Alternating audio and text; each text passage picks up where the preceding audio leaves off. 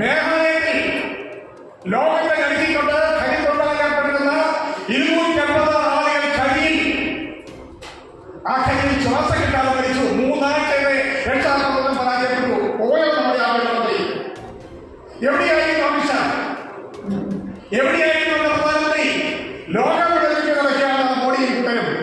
കോൺഗ്രസിനെ പറയാൻ, ജവഹർലാലിനെ ആക്ഷേപിക്കാൻ, രാജ്യത്തിന്റെ പുറത്ത് പോയി രാഷ്ട്ര നേതാക്കന്മാരെ പറഞ്ഞാൽ അതിനർത്ഥം സ്വന്തം മാതാവിനെ പറ്റി അപവാദം പറയുന്നത് തുല്യമാണ്.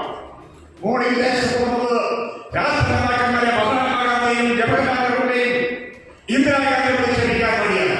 പാർലമെന്റ് നടക്കാൻ സമ്മതിക്കാത്ത മതപക്ഷമുള്ള ലോകത്തിലെ ഏക രാജ്യം ഇന്ത്യ.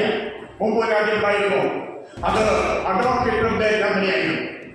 അവിടെ പാർലമെന്റിൽ ഭൂരിപക്ഷം കിട്ടിയപ്പോൾ പ്രതിപക്ഷത്തെ സംസാരിക്കാൻ സമ്മതിക്കുമായിരുന്നില്ല. പാർലമെന്റ് ഒരു ഭാഗത്ത് ഡിബേറ്റ് നടന്നപ്പോൾ അതിന്റെ പിന്നിൽ കൂടാതെ പ്രതികൾ പ്രതിപക്ഷ നേതാക്കന്മാരാണ് എന്ന് കണ്ടെത്തിക്കൊണ്ട് അദ്ദേഹം പാർലമെന്റിൽ വിളിച്ചു. ഏകാധിപത്യ ഭരണം വന്നു. ജർമ്മനിയിൽ സംഭവിച്ചത്